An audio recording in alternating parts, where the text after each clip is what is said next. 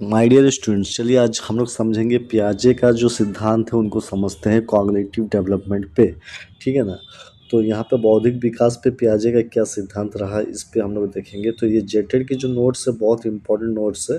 ठीक है, और यहाँ से क्वेश्चन हमेशा हर मीन्स पूछे गए हैं, चाहे वो बीएड एंट्रांस हो या बोल सकते हो, ठीक है ना, जेटेड के लिए हो या सीटेड के लिए हो। तो आप देखिए यहाँ से क्वेश्चन आएंगे ही आएंगे। तो सबसे पहले यहाँ पे देखते हैं कि ये जो जीन पियाजे की जो सिद्धांत है इनको समझेंगे।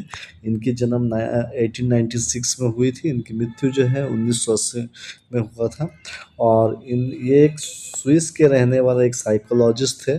इनको हम लोग फादर ऑफ कॉग्निटिव डेवलपमेंट के रूप में जानते हैं। इस सिद्धांत के जो फादर हैं, मतलब कॉग्निटिव डेवलपमेंट थ्योरी के जो फादर है वो थे हमारे जीन पियाजे। तो अकॉर्डिंग टू पियाजे, children actively construct their own knowledge through interaction with the environment. मतलब इसके अनुसार बच्चे खुद से नॉलेज को क्या करते हैं, नॉलेज को कंस्ट्रक्ट करते हैं, खुद से ज्ञान को क्या करते हैं, कंस्ट्रक्ट करते हैं। ठीक है, और वो कैसे करेंगे, जब वो एनवायरनमेंट के साथ इंटरेक्शन करते हैं, मतलब जिस माहौल में वो रहते हैं वहीं से वो ज्ञान को क्या करते हैं, अपने आप को कंस्ट्रक्ट करना सीख जाते हैं। ठीक है, इनका कहने का मतलब ये था। और चिल्ड्रन आर लिटिल साइंटिस्ट, वे कहते थे कि बच्चे जो होता है लिटिल साइंटिस्ट हैं, who actively explore their world, और जो कि खुद से वो अपने पूरा दुनिया को एक्सप्लोर करते हैं। ठीक है ना। अब यहाँ पे अगर हम बातें करें कि कौन कौन सा स्टेजेस होते हैं कॉग्निटिव डेवलपमेंट के लिए। ठीक है, तो अब देखिए सबसे पहले जो होता है, तो यहाँ पे देखेंगे सेंसरी मोटर स्टेज होता है, जो कि 0 से 2 इयर्स को कहते हैं। ठीक है, जहाँ पे यहाँ पे बच्चे क्या होता है, जो भी लर्निंग करते हैं थ्रू सेंसस एंड एक्शन। मतलब वो छू के किसी चीज़ को पता करते हैं कि ये ऐसा है, और उसके बाद वो एक्शन उस पे लेते हैं। ठीक है ना। डेवलप ऑब्जेक्ट परफॉर्मेंस, वो ऑब्जेक्ट को देख देख के उसके मतलब दिमाग में सब कुछ वो होने लगता है कि ऐसा होता है, या इनकी साइज ऐसा है, ये उनको पता चला ये बॉल है। तो इस तरह से क्यों वो छू के महसूस करके लास्ट में उनको पता चलने लगता है। ठीक है ना। तो ये हुआ। दूसरा है ये दो, मतलब 0 से 2 इयर्स के बातें कर रहे हैं, जिनको हम लोग सेंसरी मोटर मोटर स्टेज कहते हैं। प्री ऑपरेशनल स्टेज जो एक होता है, जो कि 2 से 7 साल के बीच की बात हो रही है। यहाँ पे क्या होता है, वे बच्चे लैंग्वेज डेवलप, मतलब लैंग्वेज को डेवलप कर लेते हैं, मतलब बोलना सीख जाते हैं। और सिंबॉलिक थिंकिंग, सिंबल के माध्यम से भी बहुत कुछ मतलब थिंकिंग उनके दिमाग पे आ जाता है। वे लोग वर्ड सीख जाते हैं, इमेज को पहचानने भी सीख जाते हैं, नकल करना भी सीख जाते हैं इस बीच में। ठीक है। Egocentrism, unable to see things from others point of view, उनको हम लोग क्या कहेंगे, ईगोसेंट्रिज्म कहेंगे। ठीक है। तो हमने देखा फर्स्ट स्टेज को हम क्या कहते हैं, सेंसरी मोटर स्टेज। दूसरी जो स्टेज है उनको हम क्या कहेंगे, प्री ऑपरेशनल स्टेज। थर्ड जो स्टेज होंगे उनको कॉन्क्रीट ऑपरेशनल स्टेज कहते हैं, जो कि 7 साल से 11 के एक बीच होती है। यहाँ पे उनके पास लॉजिकल थिंकिंग डेवलप हो जाता है। ठीक है ना। और उसके बाद यहाँ पे हम बोल सकते हैं वे खुद को वो समझ जाते हैं, क्लासिफिकेशन करना सीख जाते हैं, सजेशन होता है, रिवर्सिबिलिटी होता है। कहने का मतलब है खुद से, मतलब 7 साल से 11 साल के भीतर की अगर मैं बात करूँ, खुद से वो क्लासीफाई कर जाते हैं, मैंने पहचान लेते हैं कि कौन, सपोज अगर यहाँ पे एक अलमीरा है, ठीक है, या अलमारी है, तो अलमारी में क्या रखना चाहिए उनको ये चीज़ पता चल जाता है ना। उनको ये क्लास में बर्तन किस जगह पे रखना है, समझ रहे ना। तो इससे कपड़े कहाँ पे रखने चाहिए, जूते कहाँ पे रखने चाहिए, ये सब जब पहचान पूरा उनका एक का मतलब होगी। उसके अलावा लॉजिकल थिंकिंग में भी उनका जो होता है बहुत मतलब अच्छी तरह से वो किसी भी चीज़ को अपना तरीका से समझ कर मतलब वो रिप्लाई देते हैं। ठीक है ना, ये चीज़ें। फॉर्मल ऑपरेशनल स्टेज में क्या हो, जो कि 11 साल से लेके उनके ऊपर के एब्स्ट्रैक्ट थिंकिंग डेवलप। अब ये क्या होता है यहाँ पे, आप जो भी मतलब थिंकिंग पूरा पूरी डेवलप हो जाते हैं। Scientific reasoning and hypothesis formation, मतलब साइंटिफिक रीजनिंग जो होता है और हाइपोथेसिस फॉर्मेशन करने लगते हैं।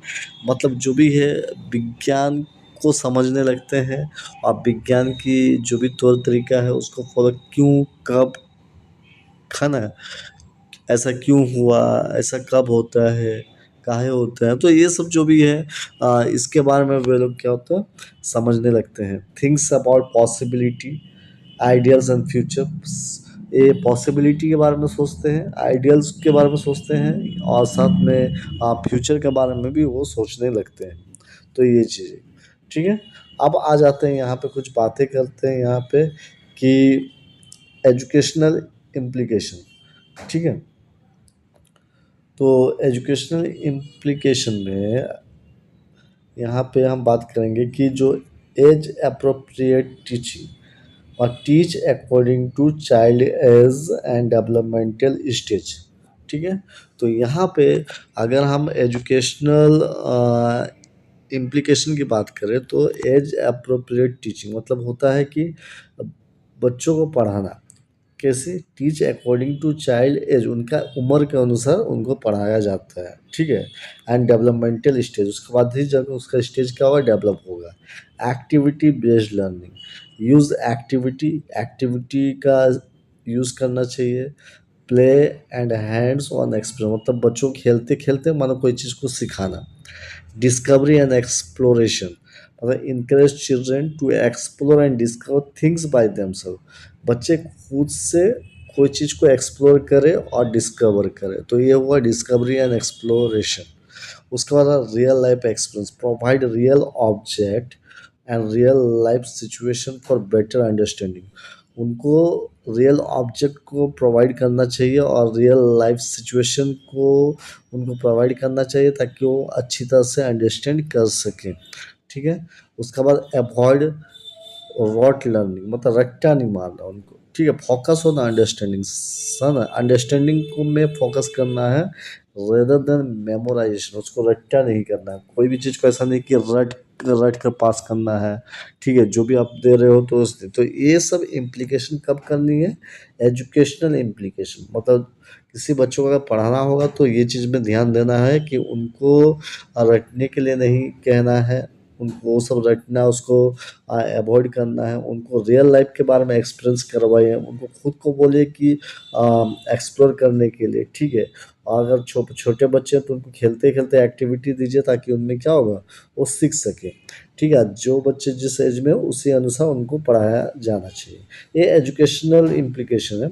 अच्छा, और एक बात यहाँ पे है कि कुछ बातें यहाँ पे, कुछ की कॉन्सेप्ट है। स्कीमा, स्कीमा का मतलब क्या होता है, एक मेंटल फ्रेमवर्क या pattern use to understand the world, है ना, एक मेंटल फ्रेमवर्क है या पैटर्न है जिसमें वो पूरा दुनिया को समझ सके।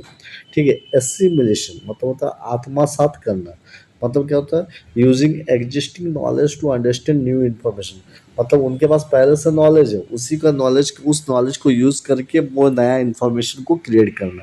ठीक है, उसको हम लोग कहते हैं, उनको क्या कहते हैं, उनको हम लोग कहते हैं एसिमिलेशन।